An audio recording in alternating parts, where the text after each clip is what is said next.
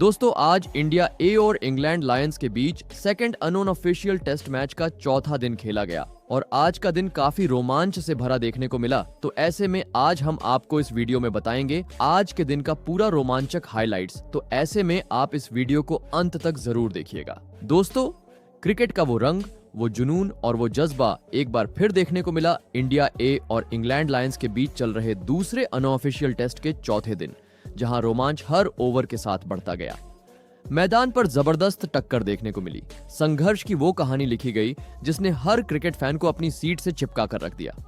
आपको बता दें, इस मुकाबले में इंडिया ए ने पहले बल्लेबाजी करते हुए 348 रनों का मजबूत स्कोर खड़ा किया था।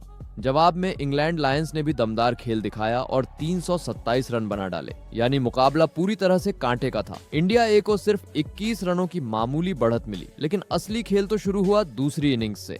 तीसरे दिन का खेल खत्म होने तक इंडिया ए की टीम 4 विकेट खोकर 154 रन बना चुकी थी और उनके पास कुल बढ़त हो गई थी 150 रनों की, यानी मैच धीरे धीरे इंडिया ए के पाले में आता दिख रहा था। लेकिन खेल में जब तक आखिरी गेंद न फेंकी जाए कुछ भी कहा नहीं जा सकता, और यही तो टेस्ट क्रिकेट की खूबसूरती है। अब आते हैं चौथे दिन की शुरुआत पर, जहां क्रीज पर मौजूद थे ध्रुव जुरैल और नीतीश कुमार रेड्डी।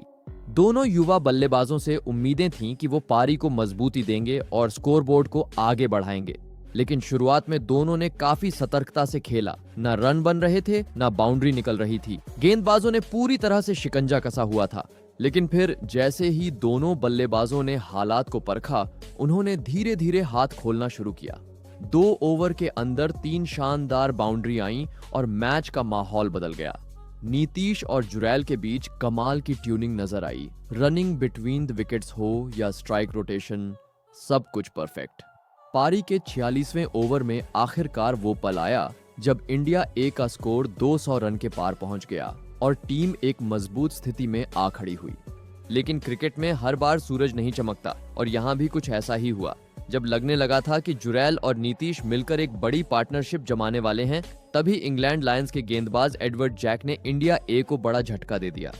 उन्होंने ध्रुव जुरैल को विकेट के पीछे जेम्स र्यू के हाथों कैच करवा दिया। जुरैल ने 28 रन की सधी हुई पारी खेली, लेकिन उस वक्त उनका आउट होना टीम के लिए झटका था।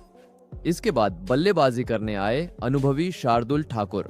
अब एक ओर थे नीतीश जो सेट हो चुके थे, और दूसरी ओर ठाकुर जो किसी भी समय आक्रामक रूप में आ सकते हैं। दोनों ने धीरे धीरे पारी को संभाला और फिर शॉट्स खेलना शुरू किया। खास तौर पर नीतीश कुमार रेड्डी आज अलग ही लय में नजर आ रहे थे, हर शॉट टाइमिंग से लैस, पूरे आत्मविश्वास के साथ। वहीं दूसरी ओर शार्दुल ठाकुर ने भी अपना अनुभव दिखाया और रन बनाने की जिम्मेदारी उठाई। दोनों के बीच एक अच्छी साझेदारी बनती जा रही थी, लेकिन फिर आया वो ओवर जिसने माहौल ही बदल दिया। पारी का 56वां ओवर। गेंदबाज थे फरहान अहमद और सामने थे शार्दुल ठाकुर। शार्दुल ने जैसे ही आक्रमण मोड में स्विच किया, पहले एक जोरदार छक्का लगाया और फिर अगली ही गेंद पर डाउन द ग्राउंड एक और छक्का। दर्शकों की तालियां गूंज उठी और इंडिया ए का स्कोर 250 के पार पहुंच गया।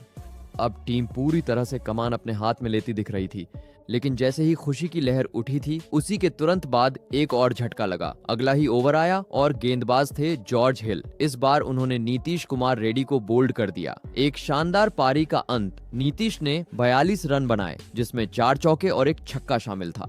उन्होंने अच्छी बल्लेबाजी की, लेकिन शायद वो अर्धशतक से चूकने का मलाल खुद को भी होगा।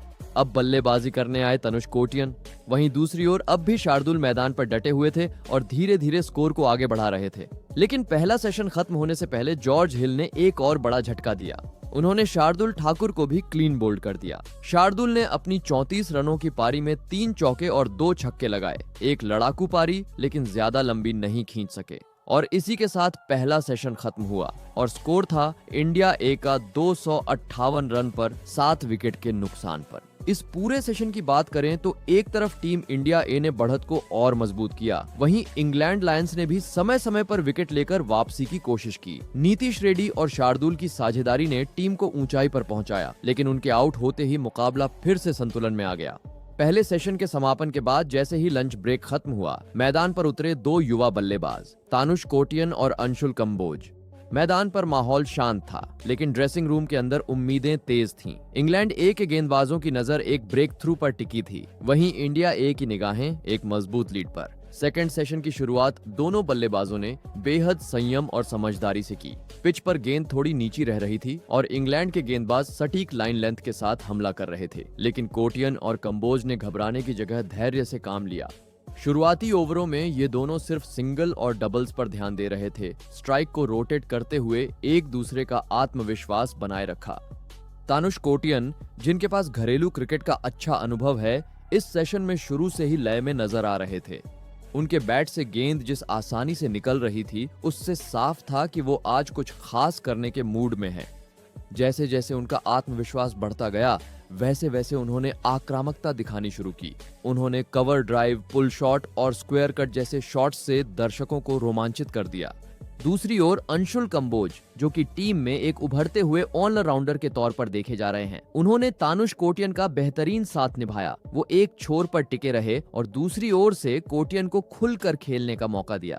दोनों के बीच तालमेल लाजवाब था। रनिंग बिटवीन द विकेट इतनी शानदार थी कि कई बार इंग्लिश फील्डर भ्रमित हो गए। हर ओवर में कम से कम एक बाउंड्री देखने को मिल रही थी। दोनों बल्लेबाजों ने गेंदबाजों पर मानसिक दबाव बनाना शुरू कर दिया था। इंग्लिश कप्तान बार बार गेंदबाज बदलते रहे, फील्ड सेटिंग में फेरबदल करते रहे, लेकिन इन दोनों पर कोई असर नहीं पड़ा। धीरे धीरे स्कोरबोर्ड पर रन भी तेजी से बढ़ने लगे। पारी का 68वां ओवर आया और इसी ओवर में इंडिया ए ने 300 रनों का आंकड़ा पार कर लिया। ये एक मनोवैज्ञानिक बढ़त थी। इंग्लैंड के गेंदबाज अब हताश नजर आने लगे थे। इसके बाद सिर्फ 4 ओवरों के अंदर यानी 92वें ओवर में तानुष और कंबोज की अर्धशतकीय साझेदारी भी पूरी हो गई। ये साझेदारी न सिर्फ रन के लिहाज से बल्कि टीम की स्थिरता और आत्मविश्वास के लिहाज से भी बेहद अहम थी। कोटियन अब पूरी तरह आक्रमण के मूड में थे। वह गेंदबाजों की कमजोरियों को समझ चुके थे। कहां शॉर्ट गेंद आएगी, कौन सा गेंदबाज स्लोअर डालेगा और कहां पर कवर के रास्ते गेंद को सीमा रेखा के पार पहुंचाना है। उन्होंने तेजी से रन बनाना शुरू किया। वहीं कंबोज ने भी अब अपने तेवर बदलने शुरू कर दिए। इंग्लैंड के कप्तान ने जब देखा कि सामान्य रणनीतियां कारगर नहीं हो रही, तो उन्होंने स्पिन और पेस दोनों का मिश्रण इस्तेमाल करना शुरू किया। लेकिन अब बहुत देर हो चुकी थी। बल्लेबाज दोनों प्रकार के गेंदबाजों को आसानी से खेल रहे थे। 78वें ओवर में आखिर वो पल भी आ गया जिसका कोटियन और उनके फैंस को बेसब्री से इंतजार था। तानुष कोटियन ने अपनी हाफ सेंचुरी पूरी की। उन्होंने ये उपलब्धि केवल 72 गेंदों में पूरी की, जिसमें 8 चौके शामिल थे। मैदान में तालियों की गूंज थी और डगआउट में टीम के साथी खिलाड़ी भी उनके लिए खड़े होकर ताली बजा रहे थे। कोटियन की 50 के ठीक एक ओवर बाद 69वें ओवर में इंडिया ए का स्कोर 350 रन के पार पहुंच गया। अब दबाव पूरी तरह से इंग्लैंड पर था और इंडिया ए की पकड़ मजबूत होती जा रही थी। इसके बाद दोनों बल्लेबाजों ने अगले 4 से 5 ओवर में जैसे तूफान मचा दिया। स्पिनर्स पर लगातार स्वीप और रिवर्स स्वीप, पेसर्स पर पुल और ड्राइव, हर दिशा में चौके बिखर रहे थे। कोटियन और कंबोज ने सिर्फ गेंदों को खेला नहीं, उन्हें सजा भी दिया। 83वें ओवर में दोनों ने मिलकर शतकीय साझेदारी पूरी कर ली। ये साझेदारी उस समय आई जब टीम को सबसे ज्यादा स्थिरता की जरूरत थी। टीम के लिए यह साझेदारी निर्णायक मोड़ साबित हो रही थी। कोटियन अब 70 के पार जा चुके थे और उनका आत्मविश्वास चरम पर था। कंबोज भी अब 40 के पार पहुंच चुके थे और उनकी बॉडी लैंग्वेज बता रही थी कि वो भी अपनी हाफ सेंचुरी के करीब हैं। इंग्लिश गेंदबाज पूरी तरह बैकफुट पर आ चुके थे। उनके लिए विकेट निकालना तो दूर, रन रोकना भी नामुमकिन हो रहा था। 89वें ओवर में इंडिया ए का स्कोर 400 रन के पार निकल गया, जो कि किसी भी विपक्षी टीम के मनोबल को तोड़ने के लिए काफी होता है। अब सेकंड सेशन अपने अंतिम पड़ाव में था और दर्शक इस बेहतरीन साझेदारी का आनंद ले रहे थे। और फिर आया वो पल जब अंशुल कंबोज ने भी अपनी हाफ सेंचुरी पूरी की। यह उनके करियर की बेहद महत्वपूर्ण पारी थी, न केवल रन के लिहाज से बल्कि उनकी मानसिक दृढ़ता के लिए भी। उन्होंने 85 गेंदों में 5 चौकों की मदद से अपनी 50 पूरी की। सेशन के अंत तक तानुष कोटियन 90 रन पर नाबाद थे और शतक की ओर तेजी से बढ़ रहे थे। वहीं कंबोज 51 रन पर नाबाद थे। दोनों खिलाड़ियों ने पूरे सेशन में इंग्लैंड के गेंदबाजों को एक भी मौका नहीं दिया और रन भी तेजी से बनाए। जब सेकंड सेशन समाप्त हुआ तब इंडिया ए का स्कोर 92 ओवर में 417 रन था और उनकी लीड अब 438 रन की हो चुकी थी, जो कि मुकाबले को पूरी तरह इंडिया ए के पक्ष में झुका चुकी थी। यह सेशन न केवल रन बनाने के लिहाज से शानदार था, बल्कि मानसिक रूप से इंग्लैंड ए को पूरी तरह से तोड़ने वाला भी साबित हुआ। कोटियन और कंबोज ने जिस तरह से बल्लेबाजी की, वो आने वाले कई मुकाबलों के लिए एक प्रेरणा बन सकती है।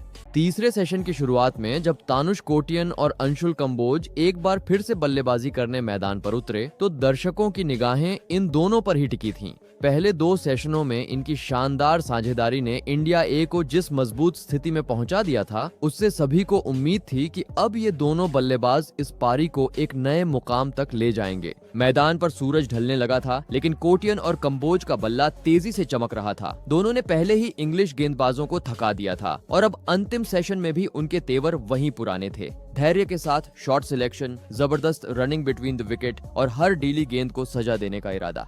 कुछ ही देर में इन दोनों की साझेदारी ने 150 रन का आंकड़ा पार कर लिया।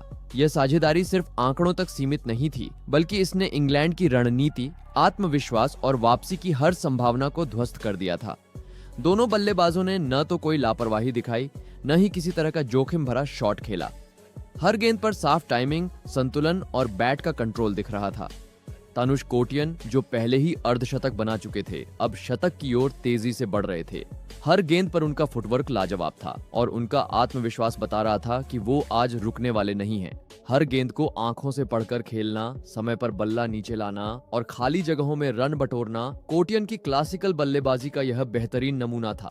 पारी का 97वां ओवर आया और इसी ओवर में कोटियन ने वो उपलब्धि हासिल कर ली जिसका इंतजार सभी कर रहे थे, शानदार शतक। जैसे ही गेंद चौके के लिए गई, पूरे मैदान में तालियों की गूंज उठी। डगआउट से लेकर ड्रेसिंग रूम तक हर कोई खड़ा होकर उनका अभिनंदन कर रहा था। तानुश ने हेलमेट उतारकर बल्ला उठाया और गर्व से आसमान की ओर देखा। यह पारी सिर्फ एक खिलाड़ी की मेहनत नहीं थी, यह भारतीय क्रिकेट की नई लहर का प्रतीक बन गई थी। लेकिन कोटियन का काम सिर्फ यहीं खत्म नहीं हुआ। शतक के बाद खिलाड़ी अक्सर थोड़े धीमे हो जाते हैं, लेकिन कोटियन तो अब और आक्रामक हो गए थे। उन्होंने अगली ही कुछ गेंदों में शानदार चौके लगाए और स्कोर को तेजी से आगे बढ़ाना जारी रखा। वहीं दूसरी ओर अंशुल कंबोज भी कहां पीछे रहने वाले थे। उन्होंने अपनी पारी को बिल्कुल उसी स्थिरता और आक्रामकता के संतुलन के साथ आगे बढ़ाया। कंबोज की बैटिंग का सबसे खास पहलू था उनका टाइमिंग। बल्ले से निकली हर गेंद गोलियों की तरह सीमा रेखा पार कर रही थी। उन्होंने भी लगातार चौकों की मदद से रन बटोरे और इंडिया ए के स्कोरबोर्ड को रफ्तार दी। इंग्लैंड के गेंदबाज अब पूरी तरह थक चुके थे। उन्होंने विकेट लेने के हर संभव प्रयास किए, फील्ड बदली, स्लोअर गेंद डाली, बाउंसर फेंके, लेकिन कोटियन और कंबोज पर कोई असर नहीं हुआ। इन दोनों की जोड़ी ने इंग्लैंड के गेंदबाजों को मानसिक रूप से तोड़ दिया था। अब गेंदबाजी सिर्फ औपचारिकता बन चुकी थी और बल्लेबाजी एक मास्टर क्लास। इसी बीच इंडिया ए की लीड भी 500 रन के करीब पहुंचने लगी। यह लीड इंग्लैंड की किसी भी उम्मीद को ध्वस्त करने के लिए काफी थी। मैच अब पूरी तरह इंडिया ए के पक्ष में झुक चुका था और इंग्लैंड लायंस के चेहरे पर हताशा साफ झलकने लगी थी। लेकिन तभी मैच में एक अनचाहा मोड़ आ गया। मैदान पर रोशनी खराब होने लगी। अंपायरों ने पहले कुछ देर तक खेल को जारी रखने की कोशिश की, लेकिन फिर अंततः खेल को रोकना पड़ा। जैसे ही अंपायरों ने खराब रोशनी के कारण दिन का खेल समाप्त करने की घोषणा की, दर्शकों के चेहरे पर थोड़ी मायूसी आई, लेकिन साथ ही इन दोनों बल्लेबाजों की तारीफ में तालियां भी गूंजने लगी। दिन का खेल समाप्त होने तक इंडिया ए का स्कोर 487 रन 5 विकेट पर था और टीम की लीड अब 507 रन तक पहुंच चुकी थी। यह लीड टेस्ट क्रिकेट के किसी भी मानक से एक निर्णायक बढ़त मानी जाती है। तानुश कोटियन 124 रन पर नाबाद थे, वहीं अंशुल कंबोज भी 75 रन पर नाबाद खड़े थे। इस पारी ने यह साफ कर दिया था कि इंडिया ए का मकसद सिर्फ मैच को बचाना नहीं, बल्कि उसे जीतना था, और वो भी एक बड़े अंतर से। कोटियन और कंबोज की यह साझेदारी न केवल स्कोरबोर्ड के लिहाज से बड़ी थी, बल्कि इंग्लैंड लायंस के मनोबल को चकनाचूर करने के लिए भी काफी थी। अब सवाल ये है कि क्या इंडिया ए अब डिक्लेयर करेगा और इंग्लैंड को बल्लेबाजी का न्योता देगा, या फिर सुबह कुछ और रन जोड़कर लीड को और मजबूत करेगा? आप इस पे अपनी राय कमेंट में जरूर बताइएगा।